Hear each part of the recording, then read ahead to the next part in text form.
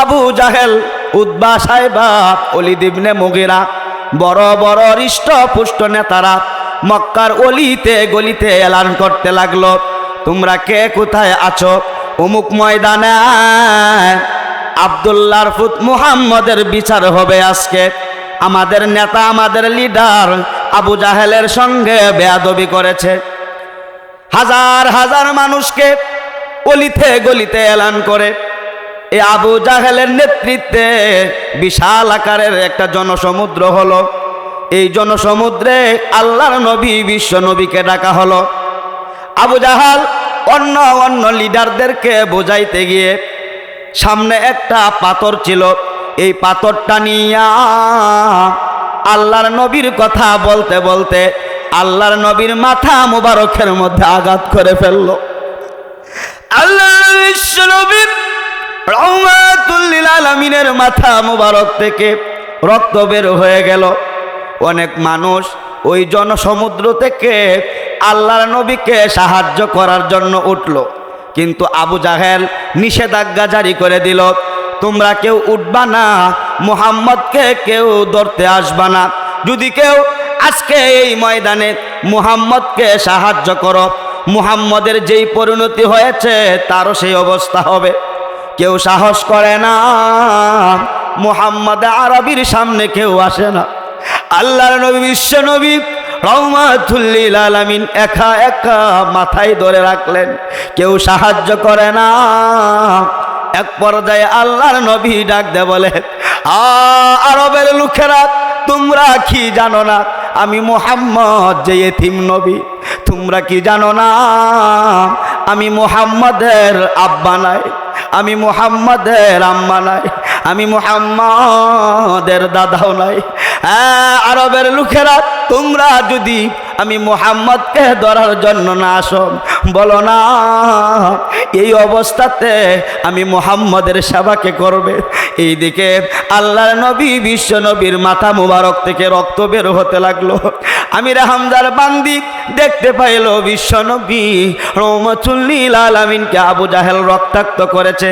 দৌড়ে গেল বাড়িতে, আমির হামজার বিবির কাছে গিয়ে বলল, আপনার ভাতিজা মুহাম্মদ, আব্দুল্লাহর পুত মুহাম্মদকে জনসমুদ্রে আবু জাহেল পাথরের আঘাত করে রক্তাক্ত করেছে।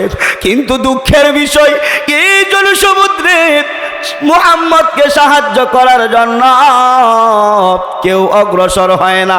যাও রে যাও, তাড়াতাড়ি গিয়ে তোমার ভাতিজার পাশে দাঁড়াও। আমির হামজার বিবি আমির হামজাকে খুঁজতে লাগলো। ইতিমধ্যে আমির হামজাও এসে উপস্থিত। কি হয়েছে? দীক্ষার তোমাদের বংশের উপর, দীক্ষার তোমাদের আভিজাত্যের উপর আবু জাহেল মুহাম্মদকে রক্তাক্ত করেছে। জনসমুদ্রে কেউ কথা বলার মতো সাহস পায় না আবু জাহেলের সামনে। তোমার ভাতিজাকে এইভাবে রক্তাক্ত করবে, দীক্ষার জানাই তোমাদের বংশের উপর। এইভাবে যখন বিবি কথা বলতে লাগলো, আমির হামজা ডাক দেয়া বলে, প্রাণের বিবি, এইভাবে আর আমাদের বংশকে তুমি বর্ষনা দিতে আসো না, দীক্ষার দিতে আসো না। আমি লাত উজ্জার কসমকে বললাম, যতক্ষণ পর্যন্ত আমার ভাতিজা মুহাম্মদকে সন্তুষ্ট না করব, ততক্ষণ পর্যন্ত আমার মুখে খাবার দেব না। এই ওয়াদা করে, এই কসমকে আমির হামজা জনসমুদ্রে চলে আসলো। এসে আবু জাহেলকে পাইল। আবু জাহাল, তুমি আমার ভাতিজাকে রক্তাক্ত করেছো। এই কথা বলে আবু জাহেলের গলার মধ্যে চেপে ধরল, মাটিতে ফেলে দিল। পাথর নিয়া আবু জাহেলের মাথাও ফেটে দিল। আবু জাহেল রক্তাক্ত হয়ে গেল। এরপরে আমির হামজা আল্লাহর নবী, বিশ্ব নবীর কাছে গেল। হে ভাতিজা, হে মুহাম্মদ, বলো না তুমি কি এখন সন্তুষ্ট হয়েছো কিনা? তোমার প্রতিশোধ নিয়েছি। আবু জাহেল তোমাকে রক্তাক্ত করেছে, আবু জাহেলকেও আমি রক্তাক্ত করেছি। হে মুহাম্মদ, বলো না তুমি সন্তুষ্ট হয়েছো কিনা? আল্লাহর নবী, বিশ্ব নবী রহমাতুল লিল আলামিন কোনো জবাব দেয় না। বারবার যখন বলতে তাকে ডাক দে বলে, চাচা গো, আমি তো প্রতিশোধ নেওয়ার জন্য এই দুনিয়াতে আসিনি। ভাতিজা, বলো তাহলে তোমাকে কোন কাজ করলে তুমি সন্তুষ্ট হইবা? আমি লাত উজ্জার কসম খেয়ে এসেছি, ভাতিজারা, যতক্ষণ পর্যন্ত তোমার প্রতিশোধ না লইব, যতক্ষণ পর্যন্ত তোমাকে সন্তুষ্ট না করব, ততক্ষণ পর্যন্ত আমার মুখের মধ্যে খাবার দেব না। আল্লাহর নবী, বিশ্ব নবী রহমাতুল লিল আলামিন ডাক দে বলে, শেষে গো, আমি তো এমন নবী, আমি তো এমন ভাতিজা, আমি তো এমন নবী, যেই নবী প্রতিশোধ নিলে খুশি হয় না। তাহলে কি করলে খুশি হয় বলো না? কি করলে তুমি ভাতিজা খুশি হইবা? আচ্ছা আচ্ছা, আমি জনসমুদ্রে দিবালুকে ঘোষণা দিলাম, আপনি চাচা যদি ইসলাম ধর্ম গ্রহণ করেন, আমি মুহাম্মাদের কলিজা ঠান্ডা হয়ে যাবে। আল্লাহ ডাক দেওয়াল ফেরেশতার দলের যেই সমস্ত বান্দা বান্দিরা আমি আল্লাহ রব্বুল আলামিনকে কোনোদিন দেখেনি, আমার জান্নাতকে তারা কোনোদিন দেখেনি, আমার জাহান্নামের আগুন তারা কোনোদিন দেখেনি, আমি আল্লাহর উপর বিশ্বাস স্থাপন করেছে, আমার জান্নাতের উপর আশা আকাঙ্ক্ষা করেছে, আমার জাহান্নাম, এই জাহান্নামের ভয়ে কনকনা শীতের মধ্যে ঘুমকে বেতি রেখে সামিয়ানার নিচে এসে বসেছে, ঠিক কিনা? যা, আমি আল্লাহ রব্বুল আলামিন ওই সমস্ত বান্দা বান্দীদের জীবনের গুনাহ কথা মাফ করে দিলাম। আলহামদুলিমান কদ্দারা খায়রান ওয়া খাবালা ওয়া শুকরু লিমান সাওয়ারা হুসনাও ওয়া জামালা লা জিদ্দা ওয়ালা নিদ্দা ওয়ালা হাদ্দা লিমাওলা আল আনা কামা কানা ওয়া লাম ইয়ালকাযা ওয়ালা লা ক্বাবলা ওয়ালা বাদা ওয়ালা ওয়াক্তা জামানা লা মানিআ ওয়ালা হাজিবা লিল্লাহি তাআলা। আরে শমস খবর সুরখ জমিন আঞ্জম আখতার দস্ত জীবন ওয়াদে ও সাহারা ও সমন্দর মোর বলক দামদর তৈরু কবুতর শামস হর জুলমত জো আহমার ওয়াজগর গুলজারে গোলা বর্গা সজর কৃষ্ণ বানায়া थालब माउसी क्या हुआ सब जिसने बनाया। बोलें सुबहानल्लाह। আল্লাহ ডাক দে বলবেন, এ ফেরেশতার দলেরা, যেই সমস্ত বান্দা বান্দীরা আমি আল্লাহ রব্বুল আলামিনকে কোনোদিন দেখেনি, আমার জান্নাতকে তারা কোনোদিন দেখেনি, আমার জাহান্নামের আগুন তারা কোনোদিন দেখেনি, আমি আল্লাহর উপর বিশ্বাস স্থাপন করেছে, আমার জান্নাতের উপর আশা আকাঙ্ক্ষা করেছে, আমার জাহান্নাম, এই জাহান্নামের ভয়ে কনকনা শীতের মধ্যে ঘুম খেয়ে বাদ দিয়া আমার বান্দা বান্দিরা আমি আল্লাহ রব্বুল আলামিনের কোরআনের আলোচনা শুনছে, যারে জান আমি আল্লাহ রব্বুল আলামিন আমার জাতের কসমকে বললাম, ওই সমস্ত বান্দা বান্দিদের জীবনের গুনাহ কথা মাফ করে দিলাম। এজন্য আসুন আমার বাবা নব আল্লাহ রব্বুল আলামিন আমাদেরকে মাফ করার জন্য উসিলা খুঁজবে, উসিলা, একটা উসিলার মাধ্যমে জীবনের গুনাহ কথা মাফ করে দিবে, ঠিক কিনা? বুখারী শরীফের দিকে লক্ষ্য করে দেখুন, আল্লাহর নবী বিশ্ব নবী রহমাতুল লিল আলামিন হাদিস শরীফে ইরশাদ করেছেন, একজন খুনি ৯৯টা মার্ডার করছে, ৯৯টা মার্ডার করার পর একজন আবেদের কাছে গিয়ে জিজ্ঞাসা করলো, হে আল্লাহর বান্দা, আমি ৯৯টা মার্ডার করছি, আল্লাহ রব্বুল আলামিন আমাকে মাফ দিবেনি? না, আল্লাহর বান্দা, একটা খুন করলে, একজন মানুষকে মারলে জাহান্নামে যেতে হয়, আর তুমি ৯৯টা মার্ডার করার পরে তুমি পরামর্শ চাচ্ছ জান্নাতে যাইবানি? না না না না না না, তোমার জন্য আল্লাহর তৈয়ার জান্নাত ঘটবে না, জান্নাতে যেতে পারবা না, তুমি ৯৯টা মার্ডার করেছ, তোমার দ্বারা আল্লাহর তৈয়ার জান্নাতে যাওয়া হবে না। যেই মুহূর্তে এই কথা বলল, পকেটের ভিতর থেকে ছুরি বের করে ওই আবেদের পেটের ভিতর ঢুকিয়ে দিল, ওই আবেদকেও হত্যা করে ফেললো। 100 খুন করলো। কয় শত খুন? 100 খুন। 100 মার্ডার করার পরে মাথা আরো গরম হয়ে গিয়েছে। এই আল্লাহর বান্দা রাস্তা দিয়ে হাঁটতে থাকে, একজন আলেমের সঙ্গে সাক্ষাৎ হয়ে যায়। ওগো আলেম, বলুন না, আমি 100 মার্ডার করেছি, আল্লাহ রব্বুল আলামিন আমাকে মাফ দিবেনি? আল্লাহর কয়ার জান্নাতে আমি যেতে পারবো নি? এ আলেম ডাক দে বলে, আল্লাহর বান্দা, আল্লাহ রব্বুল আলামিনের নাম গফুরুর রহিম। তুমি যদি পাহাড় সমতুল্য গুনাহ করো, আল্লাহর বান্দারা, আল্লাহর কাছে যদি তওবা করার মতো তওবা করতে পারো, আল্লাহ রব্বুল আলামিন তোমার জীবন আর গুনাহ কথা মাফ করে দিবে। আল্লাহর বান্দা, যাও রে যাও, ওই যে দেখা যায় ভালো এলাকা, ওই ভালো এলাকার দিকে যাও, আলেমের সাথে গিয়ে সাক্ষাৎ করো, হুজুরের সাথে গিয়ে সাক্ষাৎ করো, মসজিদের ইমাম সাহেবের সাথে গিয়ে সাক্ষাৎ করো, তওবা করো, আল্লাহ রব্বুল আলামিন তোমার জীবনের গুনাহ কথা মাফ করে দিতে পারেন। এই আল্লাহর বান্দা 100 মার্ডার করার পর আল্লাহর দরবারে তওবা করার জন্য ভালো এলাকার দিকে রওনা করলো। যাইতে লাগলো, খানা ফিনা ছেড়ে দিয়ে রাস্তা দিয়ে হাঁটতে লাগলো। কয়েকদিন হাঁটার পর শরীর জীর্ণ শীর্ণ হয়ে গিয়েছে, শরীর দুর্বল হয়ে গিয়েছে, আর যাইতে পারে না। ছোট বাচ্চাদের মতো আঙ্কুর দিয়ে দিয়ে যাইতে থাকে, তাও শক্তি পায় না। রাস্তার মধ্যে শুয়ে গড়াগড়ি করে যাইতে লাগলো, এরপরও আর শক্তি কোলায় না। আল্লাহ রব্বুল আলামিন এই মুহূর্তে, আল্লাহ রব্বুল আলামিন মালাকুল মউতকে আদেশ করলো, আজরাইল, যাও যাও যাও যাও, আমার বান্দার রূহটাকে এই মুহূর্তে গিয়ে কবজ করো। আজরাইল ফেরেশতা আল্লাহর নির্দেশে ওই বান্দার রূহ যখন কবজ করলো, 100 মার্ডার করছে। আপনারা জানেন, মানুষ ইন্তেকালের পরে তার রূহটা হয়তো বা জান্নাতের ইল্লিয়িন নামক স্থানে যাবে, অথবা সিজ্জিন জাহান্নামের নিকৃষ্টতম জায়গায় যাবে। জাহান্নামের ফেরেশতারা ওই রূহকে জাহান্নামে নিয়ে যাওয়ার জন্য এসেছে, আর জান্নাতের ফেরেশতারা ওই রূহটাকে তওবার দিকে অগ্রসর হওয়ার কারণে জান্নাতের দিকে যাওয়ার জন্য এসেছে।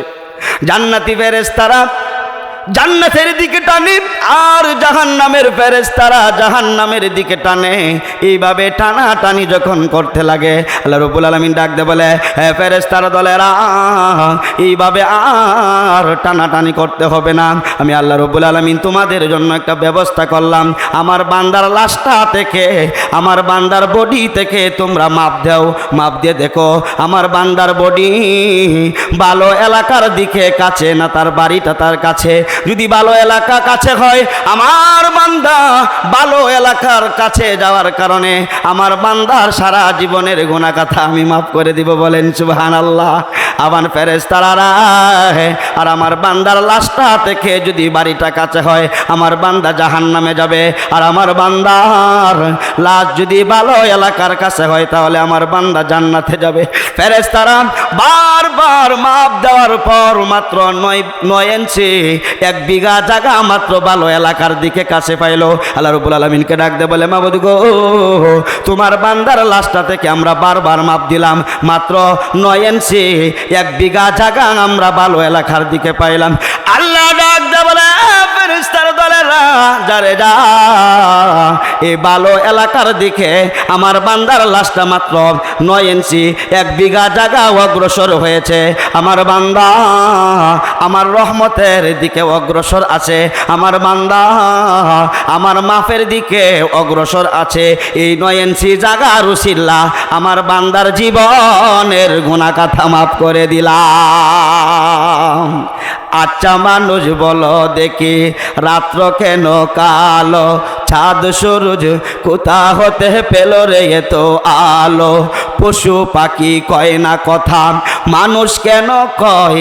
বলো বলো বলো মানুষ এসব কেমন করে হয়, ঠিক কিনা? ফুলগুলো সব নানা রঙের, কেমন করে হয় পাতাগুলো সবুজ বটে ফুলের মতো নয়, দুধ কেন হয় সাদা, মরিচ কেন জাল, আমগুলো পাকলে আবার কেমনে তা হয় লাল। হরেক মানুষ বাস করেন এই দুনিয়ার রঙে, হাতের লেখা আর চেহারা মিলে না কারো সঙ্গে, আর মিলে না কথার ধরন, আঙ্গুলেরই টিপ, স্রষ্টায় আমার আছে একজন, প্রমাণ হলো ঠিক ঠিক না। আমার বাবারা, আমার বাবারা, আল্লাহ রব্বুল আলামিন আমাদেরকে দয়া করে, মায়া করে, ভালোবেসে, সুঠাম করে, সুন্দর করে আমাদেরকে স্নেহ করে সৃষ্টি করেছে জাহান্নামে দেওয়ার জন্য না, আমাদের জন্য। আল্লাহ উসিলা খুঁজবে, উসিলা। আজকের এই জান্নাতের মাহফিল, এই জান্নাতের মাহফিলকে উসিলা করে আল্লাহর বান্দাকে যদি 100 মার্ডার করার পরেও বান্দাকে মাফ করতে পারে আল্লাহ রব্বুল আলামিন, আজকের এই জান্নাতের মাহফিলের উসিলা করিয়া আমাদের জীবনের গুনাহ কথাও মাফ করতে পারেন, ঠিক কিনা? এজন্য আমার মাদেরকে লক্ষ্য করে বলবো, আমার মারা এখন পর্যন্ত যাদের বাড়িতে পুরুষরা এখনো আছে, আমার মারা দয়া করে, অনুগ্রহ করে আপনারা সামিয়ানার দিকে পাঠিয়ে দিন। বড় বড় উলামায়ে কেরামরা আজকের এই মাহফিলে আলোচনা রাখবে, ঠিক কিনা? ঠিক কিনা?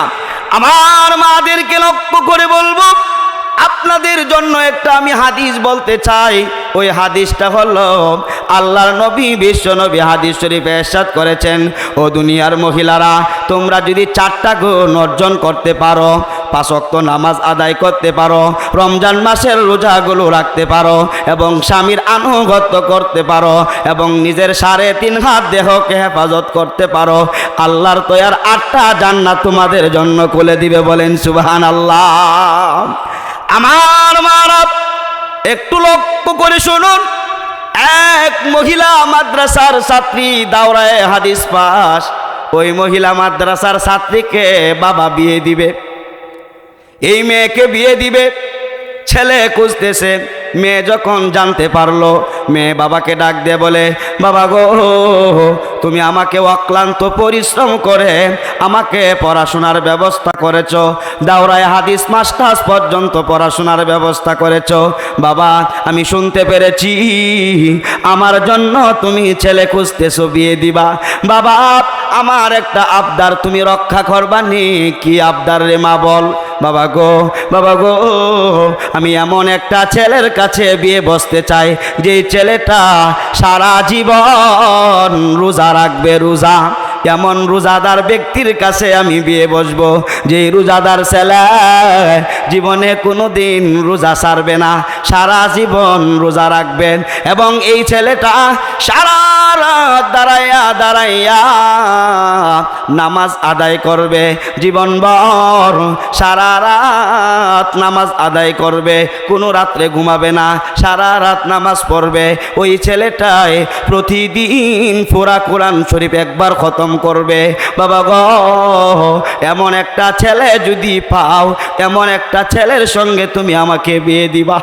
এই শর্ত যখন করলো, বিভিন্ন জায়গা থেকে বিভিন্নভাবে উলামায়ে কেরাম আসে এই মেয়েকে বিয়ের প্রস্তাব দিয়ে দেওয়ার জন্য, কিন্তু যখন শুনতে পারে সারা রাত দাঁড়ায় দাঁড়ায় নামাজ পড়তে হবে, 1 দিন 2 দিন না, 1 বছর 2 বছর না, সারা জীবন দাঁড়ায় দাঁড়ায় সারা রাত নামাজ পড়তে হবে, সারা জীবন রোজা রাখতে হবে, প্রতিদিন পুরা কোরআন শরীফ খতম করতে হবে।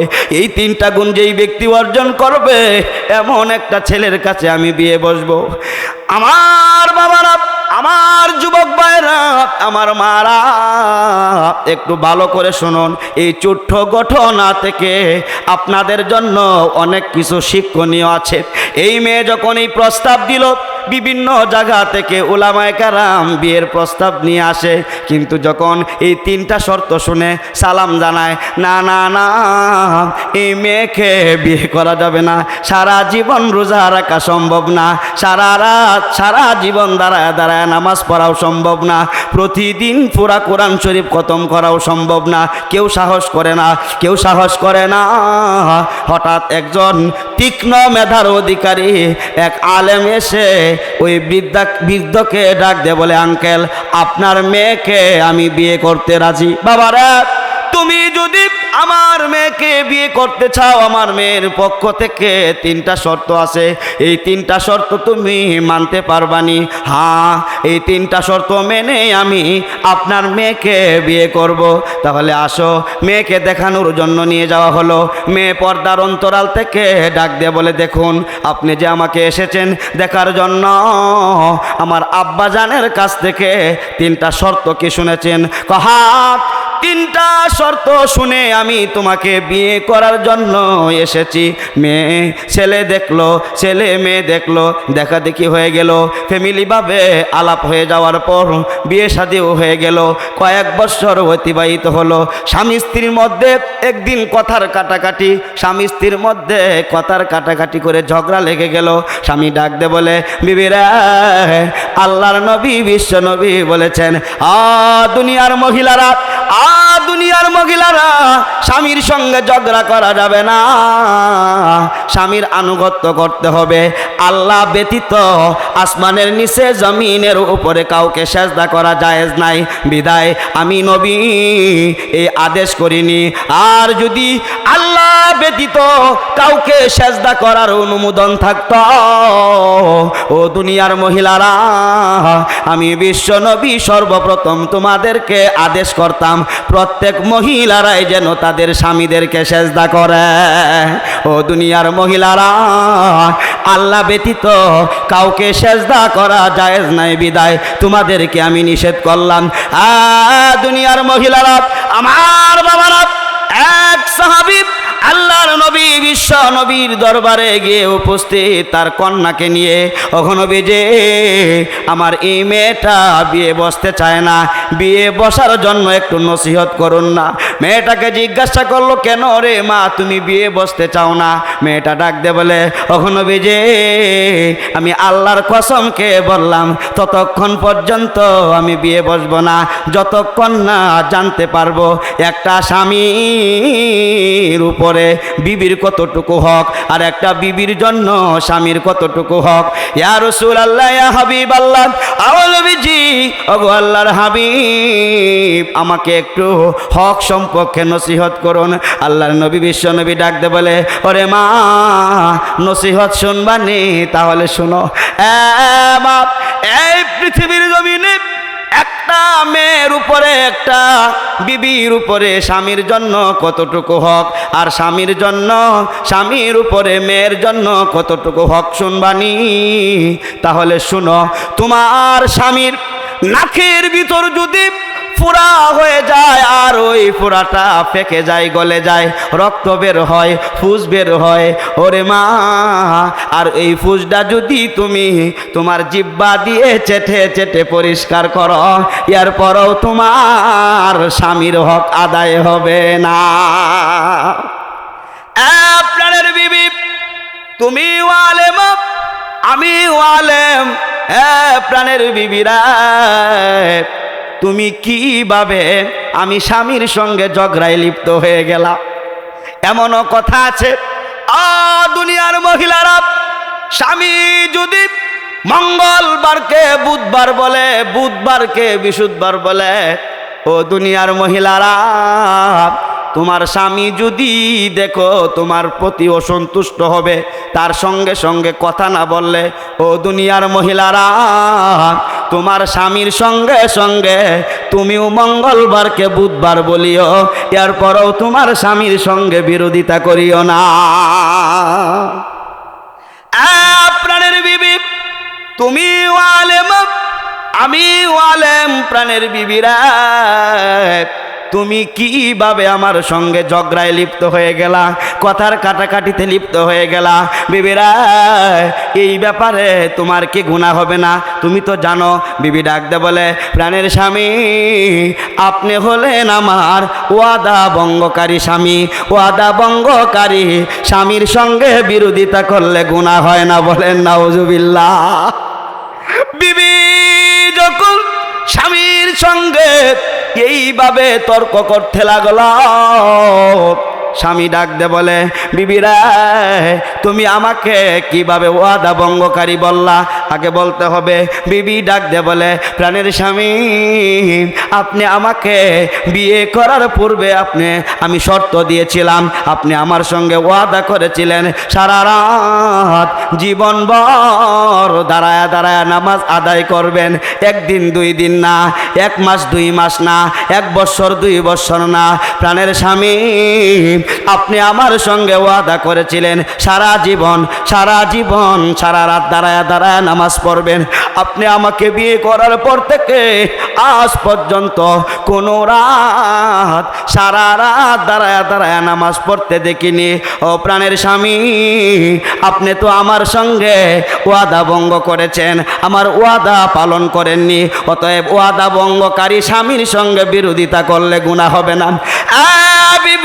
বিবিরা, ওয়াদা ভঙ্গকারী তুমি আমাকে পড়ে বলো। আগে বিশ্ব নবী রহমাতুল লিল আলামিনের একটা হাদিস শোনো।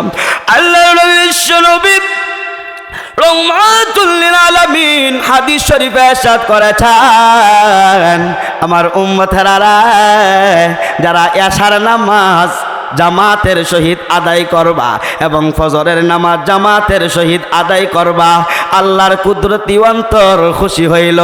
আল্লাহর কুদরতি অন্তর খুশি হইয়া তোমার আমল নামার মধ্যে সারা রাত দাঁড়ায়া দাঁড়ায়া নামাজ পড়লে যেই সওয়াব, ওই সওয়াব তুমি বান্দার আমল নামার মধ্যে দান করবে। আমাকে বিয়ে করার পূর্বে আপনাকে আমি শর্ত দিয়েছিলাম সারা জীবন রোজা রাখবেন, রোজা। কিন্তু না না না না না না, আপনাকে তো কোনো বছর সারা বছর রোজা রাখতে আমি দেখিনি। অতএব আপনি স্বামী, আমি বিবির সঙ্গে ওয়াদা ভঙ্গ করেছেন। আপনি ওয়াদা ভঙ্গকারী স্বামী। যেই মুহূর্তে এই কথা বলল, স্বামী ডাক দে বলে, প্রাণের বিবিরা, তুমি আমাকে ওয়াদা ভঙ্গকারী পরে বলো। আগে বিশ্ব নবী রহমাতুল লিল আলামিনের হাদিস শোনো।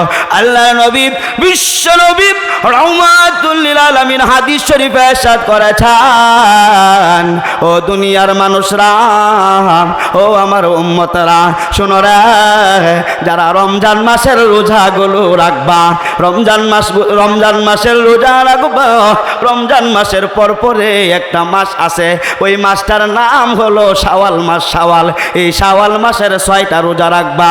আল্লাহর কুদরতি অন্তর খুশি হইয়া তোমার আমল নামার মধ্যে আল্লাহ রব্বুল আলামিন সারা বছর রোজা রাখার সওয়াব দান করবে।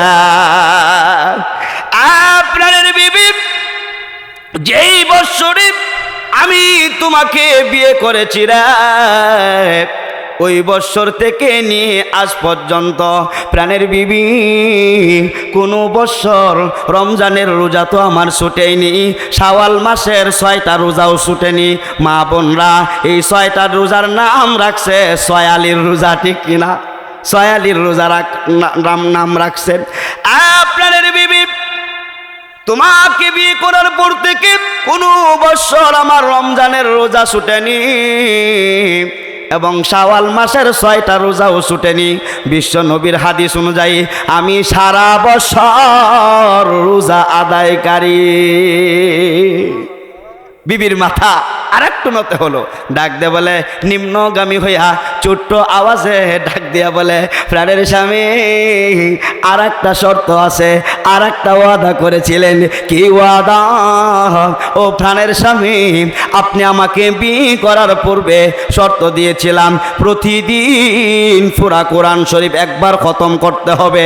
আপনিও সেই শর্ত মেনেছিলেন, ওয়াদা করেছিলেন প্রতিদিন পুরা কোরআন শরীফ একবার খতম করবেন। কিন্তু না না না না না না না, কোনো দিন আপনাকে পুরা কোরআন শরীফ খতম করতে আমি দেখিনি, অতএব আপনি তো আমার সঙ্গে ওয়াদা ভঙ্গ করেছেন। স্বামী ডাক দেয়া বলে, আপনাদের বিবিরা, তুমি আমাকে ওয়াদা ভঙ্গকারী পড়ে বলো, আগে বিশ্ব নবী রহমতুল্লিল আলামিনের একটা হাদিস শোনো। আল্লাহর নবী বিশ্ব নবী রহমতুল্লিল আলামিন হাদিস শরীফ ইরশাদ করেছেন, আমার উম্মতেরা ও আমার উম্মতেরা, যারা সূরাতুল ইখলাস একবার পাঠ করবা, আল্লাহর কুদরতি অন্তর খুশি হইয়া তোমার আমল নামার মধ্যে 10 পারা কোরআন খতমের সওয়াব দান করা হবে।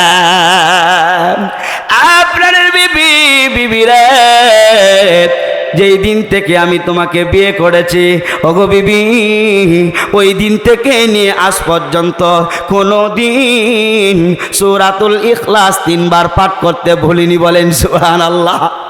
প্রাণের বিবি, আল্লাহর নবী বিশ্ব নবীর হাদিস অনুযায়ী আমি প্রতিদিন কোরআন শরীফ খতমকারী, বলেন সুবহানাল্লাহ। এজন্য আসুন আমার মারা, আপনার মেয়েটা যদি শিক্ষিতা হয়ে যায়, এলমে দিনের নূর যদি আপনার মেয়ের কলবে থাকে, তাহলে আল্লাহর নবী যে হাদিস বলেছে 4টা গুণ অর্জন করা, 4টা গুণ অর্জন করা সম্ভব হয়ে যাবে, ঠিক কিনা? আমার মারা, আমার বাবারা, আমি যে ছোট্ট ঘটনাটা বললাম, এই ঘটনার মধ্যে শিক্ষণীয় বিষয় আছে কিনা? তাহলে বলুন দেখি, আগামী এই বছর রমজানের রোজা রাখার পরে শাওয়াল মাসের 6টা রোজা কারা কারা রাখবেন? হাত তুলে দেখান। আল্লাহ রব্বুল আলামিন কবুল করুন, সকলে বলে আমিন। আমার সাথে কথা দিন, আজকের পর থেকে এশার নামাজ এবং ফজরের নামাজ জামাতের সহিত আদায় করলে সারা রাত দাঁড়ায়া দাঁড়ায়া নামাজ আদায়কারীর সওয়াব পাইবেন। কে কে এই সওয়াব পেতে চান হাতটা তুলে দেখান। আল্লাহ রব্বুল আলামিন কবুল করুন, সকলে বলি আমিন। আমার বাবারা, আমার মারা, আমার ভাইয়েরা, আপনাদের পায়ে হাত রেখে বলবো, প্রতিদিন সূরাতুল ইখলাস 3 বার পাঠ করবেন। আল্লাহ রব্বুল আলামিন প্রতিদিন পুরা কোরআন শরীফের খতমকারীর সওয়াব দান করবে, বলেন সুবহানাল্লাহ। দিনের দাওয়াত নিয়ে মাঠে ময়দানে কাজ করার জন্য নির্দেশ দিলেন, এবং আল্লাহর রসুল সাল্লাল্লাহু আলাইহি সাল্লামের উপর যখন আল্লাহর কোরআন নাজেল হতে থাকলো, মক্কার একজন হৃষ্টপুষ্ট বেদিন কাফের, তার নাম হলো ওলীদ ইবনে মুগীরা। তার নাম কি? ওলীদ ইবনে মুগীরা। এই মুগীরাকে, ওলীদ ইবনে মুগীরাকে আল্লাহ বেশি সম্পদ দান করছিলেন এবং তার দলের ক্ষমতাও দিছিল। এই 2 শক্তি পাইয়া এই ওলীদ ইবনে মুগীরা আল্লাহর রসুল সাল্লাল্লাহু আলাইহি সাল্লামের সাথে বেয়াদবি করেছে। ইদানিং আপনারা দেখতে পাচ্ছেন এক কুলাঙ্গার আল্লাহর সাথে বেয়াদবি করেছে, ঠিক কিনা? আল্লাহর কথার নাকি কোনো আগামাথা নাই, বলেন নাউজুবিল্লাহ। এইরকম ভাবে কোনো মানুষ যখন একটু ক্ষমতার মধ্যে পদার্পণ করে, তখন আর তার কোনো জবানের কোনো ঠিক থাকে না, ঠিক কিনা? এই ওলীদ ইবনে মুগীরা আল্লাহর রসুলকে বলে উঠলো পাগল, বলেন নাউজুবিল্লাহ। পাগল বলে উঠলো। যেই মুহূর্তে আল্লাহর রসুলকে সে পাগল বলল এবং সে ঘোষণা দিয়ে দিল, মক্কার অলিতে গলিতে মুহাম্মদের কথা কেউ মানতে পারবা না, মুহাম্মদ তো পাগল হয়ে গেছে। যখন বারবার একটা কথা আল্লাহ রসুল শুনেন, তখন আল্লাহ রসুল একটু একটু কষ্ট পান। আল্লাহ পাক রব্বুল আলামিন আল্লাহর রসুল সাল্লাল্লাহু আলাইহি সাল্লামকে সান্ত্বনা দেওয়ার জন্য এই সূরা নাযিল করলেন, বলেন সুবহানাল্লাহ। আল্লাহর নবী রাহমাতুল লিল আলামিন আবু জাহেলের বাড়িতে গেলেন দিনের দাওয়াত নিয়ে। আবু জাহেল ডাক দে বলে, এ মুহাম্মদ, আমি না তোমাকে নিষেধ করেছিলাম তুমি আর কোনোদিন দিনের দাওয়াত নিয়ে আসবা না? তোমার আল্লাহ তাআলার কথা আমার ভালো লাগে না, বলেন নাউজুবিল্লাহ। মুহাম্মদ, আমি না তোমাকে নিষেধ করেছি কোনোদিন তুমি আমার কাছে আসবা না? আল্লাহর নবী ডাক দে বলে, চাচা গো, আপনি আমাকে নিষেধ করেছেন কোনোদিন আসবো না, কিন্তু আমি দিনের বেলা তো আসিনি, আমি রাত্রে আসলাম আপনাকে দিনের দাওয়াত দেওয়ার জন্য। যেই মুহূর্তে এই কথা বলল, আবু জাহেলের মাথা আরো গরম হয়ে গেল। এ মুহাম্মদ, আমি হলাম মক্কার লিডার, আমি হলাম নেতা, এই নেতার কথার সাথে তুমি কথার কাটাকাটি করো, তোমার সাহস তো কম না। মুহাম্মদ রে, আগামী কালকে সকালে তোমার বিচার হবে জনসমুদ্রে। সকালবেলা আবু জাহেল, উতবা, সাইবা, ওলীদ ইবনে মুগীরা, বড় বড় হৃষ্টপুষ্ট নেতারা মক্কার অলিতে গলিতে এলান করতে লাগলো, তোমরা কে কোথায় আছো? অমুক ময়দানে আব্দুল্লাহর পুত মুহাম্মদের বিচার হবে আজকে। আমাদের নেতা, আমাদের লিডার আবু জাহেলের সঙ্গে বেয়াদবি করেছে। হাজার হাজার মানুষকে অলিতে গলিতে এলান করে এই আবু জাহেলের নেতৃত্বে বিশাল আকারের একটা জনসমুদ্র হলো। এই জনসমুদ্রে আল্লাহর নবী, বিশ্ব নবীকে ডাকা হলো। আবু জাহাল অন্য অন্য লিডারদেরকে বোঝাইতে গিয়ে সামনে একটা পাথর ছিল, এই পাথরটা নিয়া আল্লাহর নবীর কথা বলতে বলতে আল্লাহর নবীর মাথা মুবারকের মধ্যে আঘাত করে ফেললো। আল্লাহর বিশ্ব নবীর রাহমাতুল লিল আলামিনের মাথা মুবারক থেকে রক্ত বের হয়ে গেল। অনেক মানুষ ওই জনসমুদ্র থেকে আল্লাহর নবীকে সাহায্য করার জন্য উঠল, কিন্তু আবু জাহেল নিষেধাজ্ঞা জারি করে দিল, তোমরা কেউ উঠবা না, মুহাম্মদকে কেউ ধরতে আসবা না। যদি কেউ আজকে এই ময়দানে মুহাম্মদকে সাহায্য করো, মুহাম্মদের যেই পরিণতি হয়েছে তারও সেই অবস্থা হবে। কেউ সাহস করে না, মুহাম্মদ আরবির সামনে কেউ আসে না।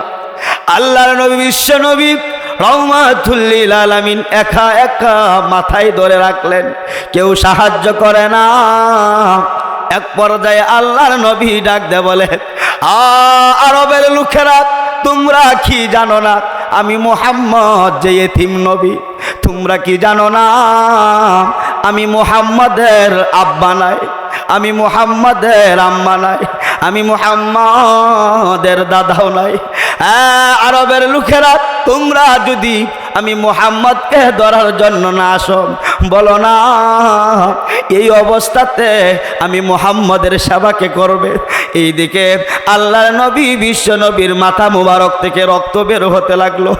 আমির হামজার বান্দি দেখতে পাইল বিশ্ব নবী রাহমাতুল লিল আলামিনকে আবু জাহেল রক্তাক্ত করেছে, দৌড়ে গেল বাড়িতে। আমির হামজার বিবির কাছে গিয়ে বলল, আপনার ভাতিজা মুহাম্মদ, আব্দুল্লাহর পুত মুহাম্মদকে জনসমুদ্রে আবু জাহেল পাথরের আঘাত করে রক্তাক্ত করেছে, কিন্তু দুঃখের বিষয় এই জনসমুদ্রে মুহাম্মদকে সাহায্য করার জন্য কেউ অগ্রসর হয় না। যাও রে যাও, তাড়াতাড়ি গিয়ে তোমার ভাতিজার পাশে দাঁড়াও। আমির হামজার বিবি আমির হামজাকে খুঁজতে লাগলো। ইতিমধ্যে আমির হামজাও এসে উপস্থিত। কি হয়েছে? দীক্ষার তোমাদের বংশের উপর, দীক্ষার তোমাদের আভিজাত্যের উপর আবু জাহেল মুহাম্মদকে রক্তাক্ত করেছে। জনসমুদ্রে কেউ কথা বলার মতো সাহস পায় না আবু জাহেলের সামনে। তোমার ভাতিজাকে এইভাবে রক্তাক্ত করবে, দীক্ষার জানাই তোমাদের বংশের উপর। এইভাবে যখন বিবি কথা বলতে লাগলো, আমির হামজা ডাক দেয়া বলে, প্রাণের বিবি, এইভাবে আর আমাদের বংশকে তুমি বর্ষনা দিতে আসো না, দীক্ষার দিতে আসো না। আমি লাত উজ্জার কসমকে বললাম, যতক্ষণ পর্যন্ত আমার ভাতিজা মুহাম্মদকে সন্তুষ্ট না করব, ততক্ষণ পর্যন্ত আমার মুখে খাবার দেব না। এই ওয়াদা করে, এই কসমকে আমির হামজা জনসমুদ্রে চলে আসলো, এসে আবু জাহেলকে পাইল। আবু জাহাল, তুমি আমার ভাতিজাকে রক্তাক্ত করেছ। এই কথা বলে আবু জাহেলের গলার মধ্যে চেপে ধরলো, মাটিতে ফেলে দিল। পাথর নিয়া আবু জাহেলের মাথাও ফেটে দিল। আবু জাহেল রক্তাক্ত হয়ে গেল। এরপরে আমিরে হামজা আল্লাহর নবী বিশ্ব নবীর কাছে গেল। এ ভাতিজা, এ মুহাম্মদ, বলো না তুমি কি এখন সন্তুষ্ট হয়েছ কিনা? তোমার প্রতিশোধ নিয়েছি। আবু জাহেল তোমাকে রক্তাক্ত করেছে, আবু জাহেলকেও আমি রক্তাক্ত করেছি। এ মুহাম্মদ, বলো না তুমি সন্তুষ্ট হয়েছ কিনা? আল্লাহর নবী বিশ্ব নবী রহমাতুল লিল আলামিন কোনো জবাব দেয় না। বারবার যখন বলতে তাকে ডাক দে, বলে চাচা গো, আমি তো প্রতিশোধ নেওয়ার জন্য এই দুনিয়াতে আসিনি। বাতিজা, বলো তাহলে তোমাকে কোন কাজ করলে তুমি সন্তুষ্ট হইবা? আমি লাত উজ্জার কসমকে এসেছি। ভাতিজারা, যতক্ষণ পর্যন্ত তোমার প্রতিশোধ না লইব, যতক্ষণ পর্যন্ত তোমাকে সন্তুষ্ট না করব, ততক্ষণ পর্যন্ত আমার মুখের মধ্যে খাবার দেব না। আল্লাহর নবী বিশ্ব নবী রহমাতুল লিল আলামিন ডাক দে বলে, শেষে গো, আমি তো এমন নবী, আমি তো এমন ভাতিজা, আমি তো এমন নবী যেই নবী প্রতিশোধ নিলে খুশি হয় না। তাহলে কি করলে খুশি হয় বলো না? কি করলে তুমি ভাতিজা খুশি হইবা? আচ্ছা, আমি জনসমুদ্রে দিবালুকে ঘোষণা দিলাম, আপনি চাচা যদি ইসলাম ধর্ম গ্রহণ করেন, আমি মুহাম্মাদের কলিজা ঠান্ডা হয়ে যাবে। আমির হামজা জনসমুদ্রে সমস্ত কাফেরদের সামনে ডাক দেয়া বলে, এ আরবের লোকেরা, তোমরা সাক্ষী থাকো, আমি এই মুহূর্তে আমার ভাতিজার হাতের সাথে হাত মিলায় ইসলাম ধর্ম গ্রহণ করলাম। এইভাবে আল্লাহর নবী বিশ্ব নবীকে আবু জাহেল কষ্ট দিয়েছে, ওলীদ ইবনে মুগীরাও কষ্ট দিয়েছে। ওলীদ ইবনে মুগীরা আল্লাহর নবীকে পাগল বলল। আল্লাহ রাব্বুল আলামিন ডাক দে বলে, ওহ নবীজি, আপনি ওলীদ ইবনে মুগীরার কথা কষ্ট নিবেন না। নুন, আমি নুনের কসম খাইলাম, ওয়াল কলম, কলমের কসম খাইলাম, ওয়া মা ইয়াসতুরুন, লৌহে মাহফুজের কসম খাইলাম, মা আনতা বিনিয়ামাতি রব্বিকা বিমাজনুন। ওহ নবীজি, আমি তিনটা জিনিসের কসমকে বললাম, আপনার রবের অনুগ্রহে আপনি নবী পাগল নন। ওহ নবীজি, দুনিয়ার বুকে তো পাগল যদি কোনো কাজ করে তার জন্য পুরস্কার নাই। ওহ নবীজি, আমি আল্লাহ ঘোষণা দিলাম, আপনি যে আপনার আল্লাহর দাওয়াত দিচ্ছেন, এই দাওয়াতের জন্য, এই দিনের কাজের জন্য আপনার জন্য অফুরন্ত পুরস্কার রয়েছে। ও ইন্না লাকা লা আজরান গায়রা মামনুন। ওহ নবীজি, ওলীদ ইবনে মুগীরা আপনাকে পাগল বলেছে। আমি নুনের কসম খাইলাম, কলমের কসম খাইলাম, আম্মা ইয়াসতুরুন, লৌহে মাহফুজের কসম খাইলাম। আপনি নবী, আপনার রবের পক্ষ থেকে যে অনুগ্রহ পেয়েছেন, আপনার রবের পক্ষ থেকে যে নিয়ামত পেয়েছেন, এই নিয়ামত পাইয়া আপনি নবী পাগল হতে পারেন না। বলেন সুবহানাল্লাহ। আল্লাহ রাব্বুল আলামিন ওলীদ ইবনে মুগীরার ইতিহাস তুলে ধরল। আল্লাহ রাব্বুল আলামিন অনেক লম্বা ইতিহাস। এই ওলীদ ইবনে মুগীরাকে এই সূরাতুল কলমের মধ্যে 10টা গালি দিয়েছে। এখন নবীজি, ওই ওলীদ ইবনে মুগীরার কথা আপনি শুনবেন না। ওলীদ ইবনে মুগীরা তো খারাপ লোক, মিথ্যাবাদী, বেশি কসমকারী, সুগুলখোর। এই সুগুলখোরের কথা আপনি শুনবেন না, সে তো দুষ্ট মেজাজি। এখন নবীজি, সর্বশেষ হলো ওলীদ ইবনে মুগীরা জারজ সন্তান। ওলীদ ইবনে মুগীরা যখন এই আয়াত শুনতে পাইল, ওলীদ ইবনে মুগীরা দৌড়ে গেল তার মার কাছে। ওগো মা, মুহাম্মদ তো কোনোদিন মিথ্যা বলেনি, মুহাম্মদ তো কোনোদিন মিথ্যা বলেনি, মুহাম্মদ তো কোনোদিন মিথ্যা বলেনি। ওগো মা, মুহাম্মদের কোরআনের মধ্যে মুহাম্মদের খোদা আমাকে যারও সন্তান বলেছে। ওগো মা, সত্য করে তুমি বলো আমার জন্মের মধ্যে কি কোনো সমস্যা আছে কি? মুহাম্মদের কথা তো মিথ্যা হতে পারে না। তার মা জবাব দেয় না, তার মা জবাব দেয় না। হঠাৎ করে ওলীদ ইবনে মুগীরা তার মাকে মাটিতে ফেলে দিল, তার মার বুকের উপর বসলো, নাঙ্গা তলোয়ার তার মার গলার তলদেশে ধরলো, ধরে বলে সত্য কথা বলো, মুহাম্মদ তো মিথ্যা বলে না, মুহাম্মদের খোদাও মিথ্যা বলে না, তবে কি আমি কি যারও সন্তান কিনা বলো। ওগো মা, মিথ্যা যদি বলো তোমার গলা কেটে ফেলবো। তার মা ডাক দে বলে, ওলীদ রে, তুমি যখন আমার পেটে এসেছিলে তখন তোমার আব্বা তোমার এই রাষ্ট্রে ছিল না। তোমার আব্বা ব্যবসার উদ্দেশ্যে অন্য রাষ্ট্রে ছিল।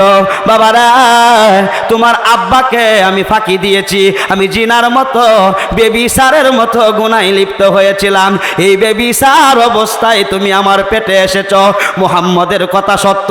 আল্লাহর নবী বিশ্ব নবীকে আল্লাহ রব্বুল আলামিন জানিয়ে দিলেন, আমার নবীজি ওলীদ ইবনে মুগীরার কথা আপনি বিচলিত হবেন না, টেনশন নেবেন না, পেরেশানি নেবেন না। আমি নুনের কসম খাইলাম, কলমের কসম খাইলাম, লৌহে মাহফুজের কসম খাইলাম, এই তিন জিনিসের কসম খাইয়া আমি আল্লাহ ঘোষণা দিলাম, আপনার রবের অনুগ্রহে আপনি নবী পাগল নন। বলেন সুবহানাল্লাহ। ভাইয়েরা আমার, বন্ধুরা আমার, ভাইয়েরা আমার, বন্ধুরা আমার, দিল্লির শাহী জামে মসজিদে শাহ আতাউল্লাহ বুখারী রহমতুল্লাহ আলাই তিনি যখন জানতে পাইলেন এক নরপিশাচ, রাজপাল নামক নরপিশাচ, সে আমার নবীর নামে একটা বই লেখছেন, এই বইয়ের নাম দিছে রঙ্গিলা রাসূল। বলেন নাউজুবিল্লাহ। শাহ আতাউল্লাহ বুখারী রহমাতুল্লাহ আলাই তিনি দিল্লির শাহী জামে মসজিদে জুমার দিনে ঘোষণা দিল, ভারতের লোকেরা, ভারতের লোকেরা, এই ভারতের মাটিতে আল্লাহর নবীর প্রেমিক কি একটাও নাই। আরবের বুকে ছোট্ট দুটা সন্তান আবু জাহেলের মতো কট্টুর কাফেরকে জাহান্নামে নিক্ষেপ করেন বিশ্ব নবীর কলিজাকে ঠান্ডা করেছিল। এই ভারতবাসীরা, এই ভারতের বুকে কি এমন একটা নবী প্রেমিক নাই? এই রাজপালকে হত্যা করে বিশ্ব নবীর কলিজা মুবারক ঠান্ডা করবা। জুমার দিনে দিল্লির শাহী জামে মসজিদে এক আল্লাহর বান্দা, মাত্র 14 থেকে 16 বছর বয়স, নাম ছিল তার ইলমুদ্দিন, কাঠমিস্ত্রির কাজ করত, কাঠমিস্ত্রির কাজ করত একটা ছোট্ট ছেলে, তার নাম ছিল ইলমুদ্দিন। সে দিল্লির শাহী জামে মসজিদে দাঁড়িয়ে সে বলে দিল, আমি আল্লাহর নবীর দুশমনকে হত্যা করে আল্লাহর নবীর কলিজা মুবারক আমি ঠান্ডা করব। বলেন সুবহানাল্লাহ। নামাজ শেষে বাড়িতে গিয়ে তার মাকে বলল, ওগো মা, শেষবারের মতো আমাকে বিদায় দাও, শেষবারের মতো আমাকে বিদায় দাও, শেষবারের মতো আমাকে বিদায় দাও। আল্লাহর নবীর দুশমন রাজপালকে আমি হত্যা করব, রাজপালকে আমি হত্যা করে আল্লাহর নবী বিশ্ব নবীর কলিজাকে ঠান্ডা করব। এই রাজপালকে হত্যা করার কারণে আমাকে যদি ফাঁসির কাষ্ঠেও ঝুলতে হয়, ওগো মা, তুমি বিচলিত হইও না, টেনশন করো না, পেরেশানি নিও না। তুমি আমার মতো সন্তানের জন্য এক ফোঁটা চোখের পানিও ফেলবা না। ওগো মা, এই দুনিয়াতে যদি সাক্ষাৎ না হয়, আল্লাহর জান্নাতের ভিতরে তুমি মায়ের সঙ্গে আমার সাক্ষাৎ হবে। এই কথা বলে ছোট্ট ছেলে ইলমুদ্দিন রাজপালের বাড়িতে গেল, রাজপালকে চিল্লানি শুরু করলো। রাজপাল বাসভবন থেকে বের হয়ে আসলো। রাজপাল, কি আপনার নাম? কহ। একটু এই দিকে আসেন। সামনে যাওয়ার সঙ্গে সঙ্গে পকেট থেকে ছুরি বের করে রাজপাল আল্লাহর নবীর দুশমনকে এই দুনিয়ার বুক থেকে উৎখাত করে বিশ্ব নবীর কলিজাকে ঠান্ডা করে দিল। বলেন সুবহানাল্লাহ। এই ছোট্ট ছেলে ইলমুদ্দিনকে গ্রেফতার করা হলো। দিল্লির ঘোষণা অনুযায়ী এই ছোট্ট ছোট্ট ছেলের বিচারের কাঠগড়া দাঁড় করানো হলো। বিচারের কাঠগড়ায় দাঁড় করানোর আগে সমস্ত অ্যাডভোকেটরা মোহাম্মদ আলী জিন্নাহ সাহেব সহ এই ছোট্ট ছেলের কাছে গেল। বাবা ইলমুদ্দিন, তুমি বিশ্বনবীর কলিজাকে ঠান্ডা করেছো, বিশ্বনবীর দুশ্মন রাসপালকে তুমি হত্যা করেছো, তোমার পক্ষে আমরা আছি। তবে তুমি আগামীকালকে জজ সাহেবের সামনে একটা মাত্র মিথ্যা কথা বলবা। জজ সাহেবের সামনে বলবা, জজ সাহেব, আমি যে রাসপালকে হত্যা করেছি, আমি মানসিক ভারসাম্যতা হারিয়ে ফেলেছিলাম, আমার মাথা ঠিক ছিল না, আমি এই অবস্থাতে রাসপালকে হত্যা করেছি, আমাকে ক্ষমা করুন। এই কথাটুকু তুমি বলবা, আর তোমাকে বাঁচানোর জন্য যাহা কিছু করতে হয় আমরা করব। এই কথা এইভাবে রিহার্সেল দিয়ে এই ইলমুদ্দিন নামক ছেলেটাকে যখন জজ সাহেবের সামনে নেওয়া হলো, জজ সাহেব যখন জিজ্ঞাসা করলো, জজ সাহেবের উত্তরে সে বলে দিল, জজ সাহেব, আমি নির্বিঘ্নে নিশ্চিন্তে আমি শান্তভাবে আল্লাহর নবীর দুশমনকে হত্যা করেছি। এই কথা বলার পর জজ সাহেব তার বিরুদ্ধে কলম লেখলো, তাকে ফাঁসির কাস্টে ঝুলায় হত্যা মৃত্যুদণ্ড দেওয়া হবে। এই কথা যখন হয়ে গেল, এইভাবে যখন তার বিরুদ্ধে রায় হয়ে গেল, সমস্ত অ্যাডভোকেটরা ছোট্ট ছেলে ইলমুদ্দিনের কাছে আসলো। বাবা ইলমুদ্দিন, তোমাকে না আমরা রিহার্সেল দিয়েছিলাম, তুমি যেন একটা মিথ্যা কথা বলো, কেন রে তুমি বললা না, কেন রে তুমি মিথ্যা কথা বললা না? তখন ছোট্ট ছেলে ডাক দিয়ে বলে, ও দুনিয়ার অ্যাডভোকেটরা, কিভাবে আমি মিথ্যা কথা বলবো? আমি গত রাত্রে বিশ্ব নবী রহমাতুল লিল আলামিনকে স্বপ্নে দেখেছি। বলেন সুবহানাল্লাহ। আল্লাহর নবী বিশ্ব নবী রহমাতুল লিল আলামিন আমাকে ডেকে ডেকে বলে, ইলমুদ্দিন রা, তুই আমার দুশমনকে হত্যা করে আমি নবীর কলিজা ঠান্ডা করেছিস। হ্যাঁ ইলমুদ্দিন, আগামীকাল জজ সাহেবের সামনে তুই সত্য কথা বলবে। এই সত্য কথা বলার কারণে তোর যদি ফাঁসির কাস্টেও ঝুলতে হয়, আমি নবী ঘোষণা দিয়ে গেলাম রে, তোর দেহ থেকে জানটা বের হতে দেরি হবে, তোর রূহটা আমি নবীর সঙ্গে সাক্ষাৎ হতে দেরি হবে না। দুনিয়ার অ্যাডভোকেটরা, আমার কপালে আপনাদের নাকটা একটু এনে দেখেন না। আল্লাহর নবী বিশ্ব নবী স্বপ্ন যুগে আমি ইলমুদ্দিনের কপালে চুমু খেয়েছে। এই চুমুর সুঘ্রাণ, এই জান্নাতের সুঘ্রাণ আমি ইলমুদ্দিন এখন পর্যন্ত পাচ্ছি। আমার বাবারা, অতএব আল্লাহর নবীর বিরুদ্ধে যদি কেউ বিশুদ্ধার করে, আল্লাহর নবীর বিপক্ষে যদি কেউ বিশুদ্ধার করে, আল্লাহর কোরআনের বিরুদ্ধে যদি কেউ বিশুদ্ধার করে, আল্লাহর বিরুদ্ধে যদি কেউ বিশুদ্ধার করে, বুকের তাজা রক্ত দিয়ে যদি সাড়া দিতে হয়, কারা কারা রাজি আছেন এই মসনদের মধ্যে হাত তুলে আল্লাহকে দেখিয়ে দেন। আল্লাহ পাক আমাদের সকলকেই বোঝার মতো এবং আমল করার মতো তৌফিক দান করুন। সকলে বলি আমিন। ওয়া আখিরু দাওয়ানা আনিল হামদুলিল্লাহি রাব্বিল আলামিন।